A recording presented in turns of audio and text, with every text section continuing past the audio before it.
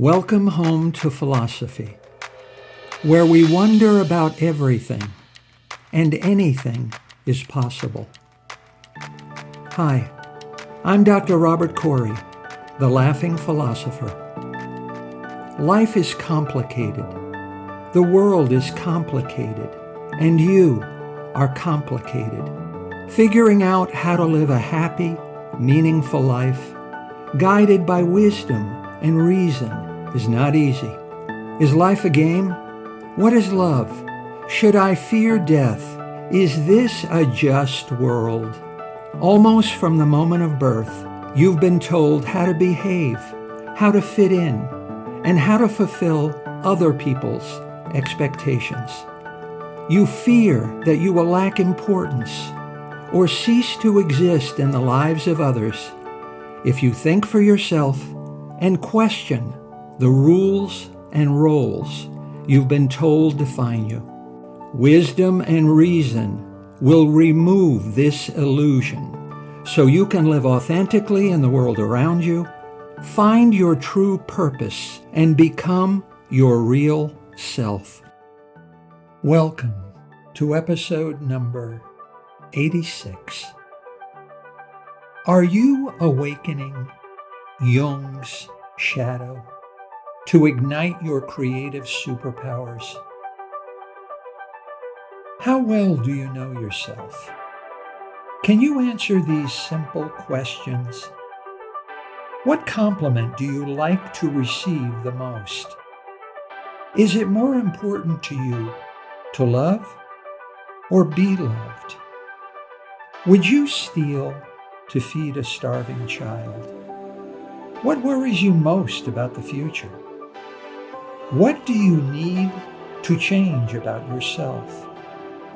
What have you done that's worth remembering? What dreams are you holding on to that you need to let go of? How do you feel when you see yourself in a mirror? Why do you matter? Humans are remarkably poor judges of themselves. That's why we make promises we don't keep. That's why we just can't stop ourselves from laughing at funerals.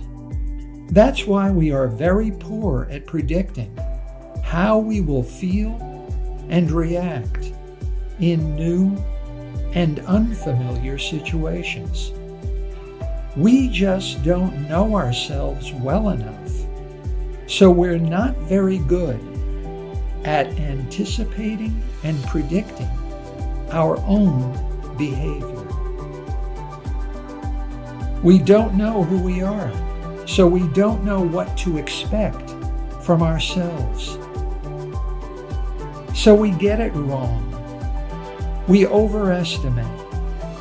We think bad situations will feel worse than they actually do. And we think good situations will feel better than they do. We are strangers to ourselves, so we're never quite sure how we will feel and what we will do. Who you think you are just doesn't match who you really are. Who are you, really? Only Jung's shadow knows.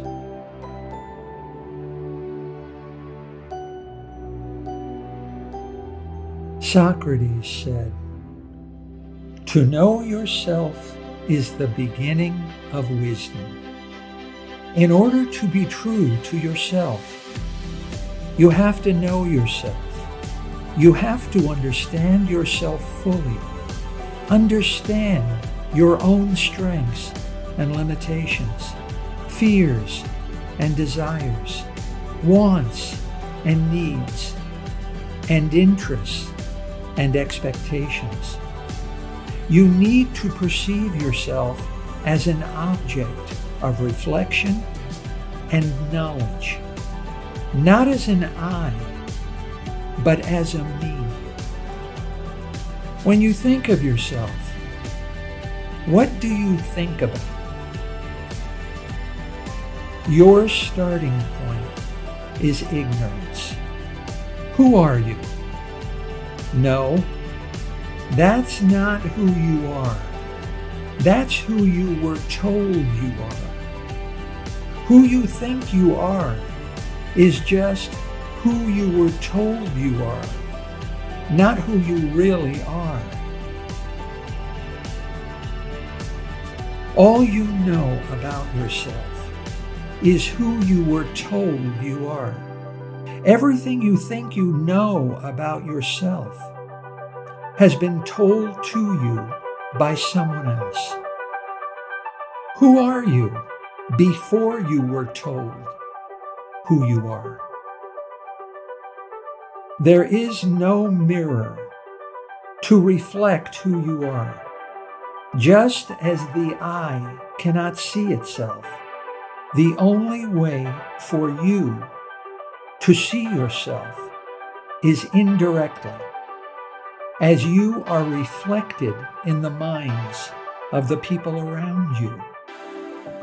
And you can't see directly into their minds, so you must imagine your appearance to others when they are aware of you. This is your only experience of the kind of person you are.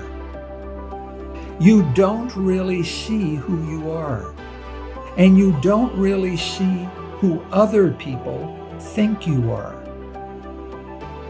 All you know about yourself is who you think they think you are.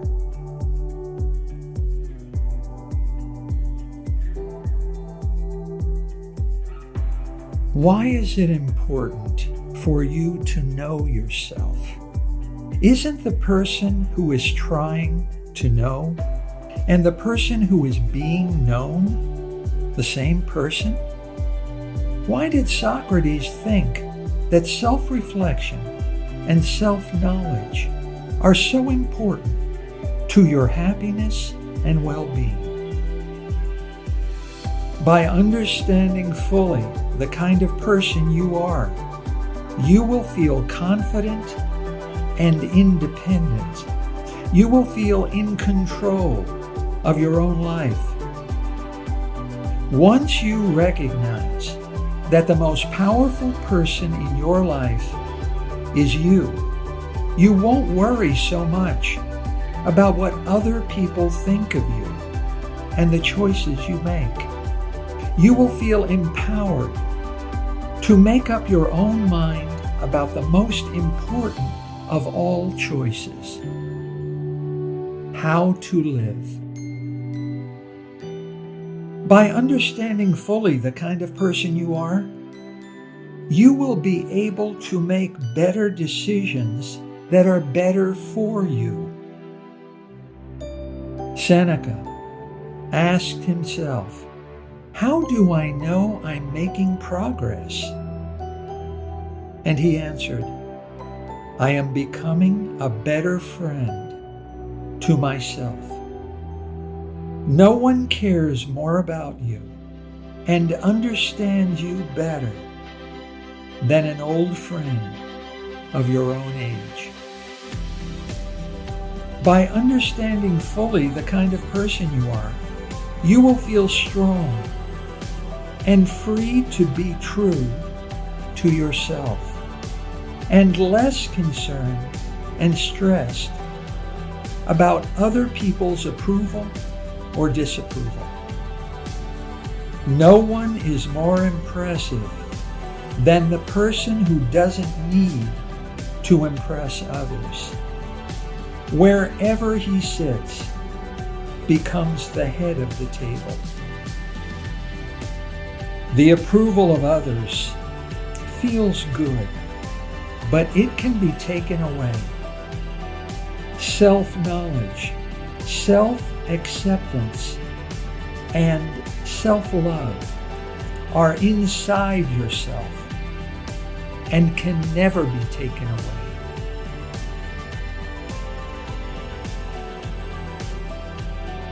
By understanding fully the kind of person you are, it will be easier for you to become the kind of person you want to be. If you know where you are, it's easier to get where you want to go. If you don't know where you are, no road will take you there. By understanding fully the kind of person you are, you will have a complete understanding of what you're good and bad at. You will have confidence in yourself to know when to try and when to give up. No one is good at everything. Sometimes don't try is the right decision. By understanding fully the kind of person you are and how the past has shaped your character and personality, you will no longer be bound or constrained by past events. You will be able to take charge of your life and seize the power to author your life story. You will experience a total, absolute freedom to define for yourself how to live and fulfill your deepest desires, unconstrained by the past. Understanding yourself fully is not just a matter of looking inward.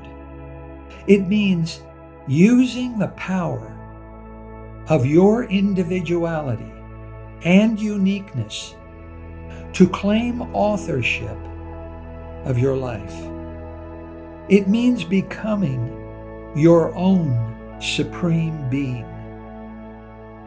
It means embracing the shadow.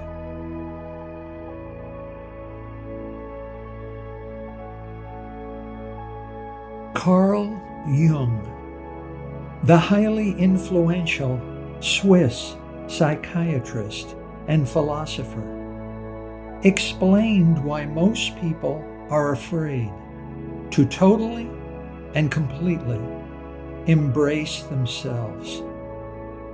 You're afraid of some parts of yourself, some of your feelings and emotions, some of your ideas and beliefs, some of your dreams and fantasies. They may be disapproved of and unacceptable to others. They may be unpopular. They may be perceived as strange, unconventional, and non-conforming. They may be perceived as deviant. So, you fear these parts of yourself. They make you feel uncomfortable. They make you feel different and unmutual. They are risky and make you feel dangerous. What are we to do? We are broken into two separate parts. We divide ourselves into two halves, one approved and accepted by society, and one disapproved and unacceptable, one good and one bad, one conscious and one unconscious. The conscious half of you is the ideal image of yourself. It consists of the good, acceptable, and socially approved bits and pieces of your personality. The other, unconscious half of you is where you segregate the non-conforming, unconventional, and bad parts of your personality. The other half of yourself is who other people mean whenever you're told something is wrong with you and you are a bad person. Jung called this socially disapproved part of yourself the shadow. Are you a stranger to yourself? Yes, said Jung. The shadow is the stranger you are so afraid of that you keep it buried inside yourself.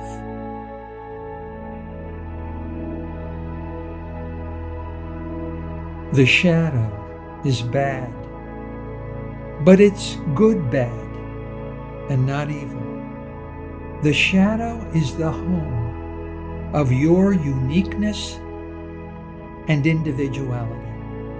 It is the source and infinite ocean of originality and creativity. Every new idea enters the world through the mind of one single person, the shadow. The shadow is the source of your inspiration, your motivation to succeed, and your pursuit of greatness. It is your creative self. It is that part of yourself that dreams of what you could be and aspires to achieve the dreams you have about yourself. The shadow demands a full, whole life with the risk of failure rather than a partial, incomplete life of regrets. The shadow is constantly pushing and pressuring you from your subconscious to set it free. Most people are broken and are never reunited with their shadow. Most people live and die without ever having a single original thought. At every moment of life, they think what they've been told to think by others. And that is all. Most people sense unrealized potential in themselves, but it can never be fulfilled without unleashing the shadow. And their greatest fear is other people's disapproval. So most people lie to themselves. They fantasize to themselves that they could be great if they wanted to be, but they just don't want it. Most people never actually work and strive to achieve their potential. Lacking the spirited self-confidence and nerve of the shadow, they fear being different and conspicuous. They are afraid to be perceived as refusing to conform to the majority. They deceive themselves that it's better to be pure, unrealized potential. It's better to have regrets in a life of missed opportunities and unfulfilled dreams. It's better to succeed in fantasy than to try and fail in actuality. Actual life may be real, but it's risky and dangerous. And fantasy is safer and more pleasurable. Most people lead an empty and depressingly sad way of life. And by choice.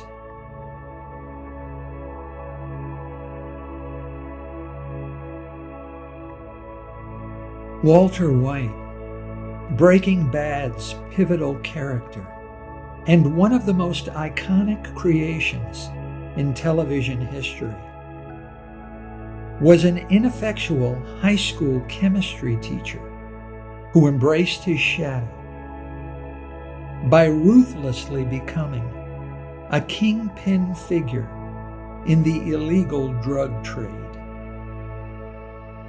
Søren Kierkegaard, Danish social critic, and the first existentialist philosopher, embraced his shadow by authoring many unpopular anti-religious works under an army of pseudonyms. A nobody named Jesus, embracing his shadow, seemed more interested in inspiring a devoted few than in leading a revolution. Nonetheless, he was put to death for being a magician and a troublemaker. I'm told his philosophy of life eventually became quite popular. The self you know and consciously experience is fractured. It is partial and incomplete unless the shadow is integrated with the conscious self. You are broken. You will never achieve wholeness, and the road to self-knowledge and self-improvement will be blocked to you. Lao Tzu, the revered Chinese philosopher and founder of Taoism, said, "Knowing others is intelligence. Knowing yourself is true wisdom." Jung argues that the path to self-improvement begins with self-acceptance. The reason you don't feel comfortable in your own skin is something's missing. You must embrace the shadow. To achieve your full potential, you must assimilate the ugly self you fear. In 1928, author John A. Shedd wrote, "A ship in harbor is safe, but that's not what ships are built for. Fear not. You were born whole. Wholeness is your first purpose in life."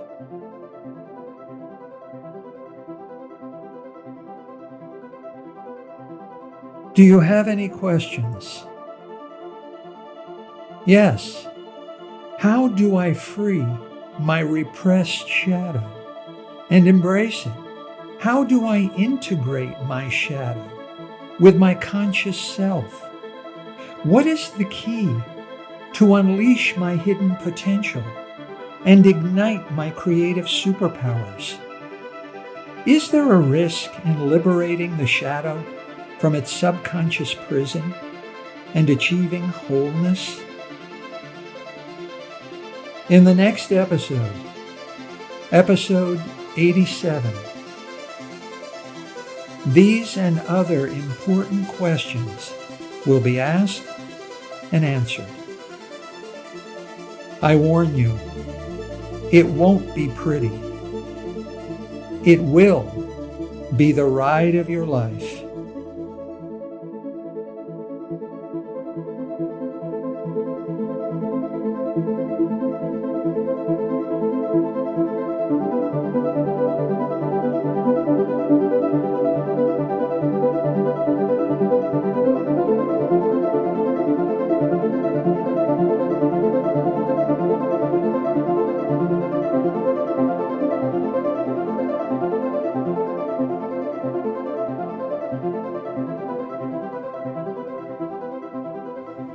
Thank you for listening.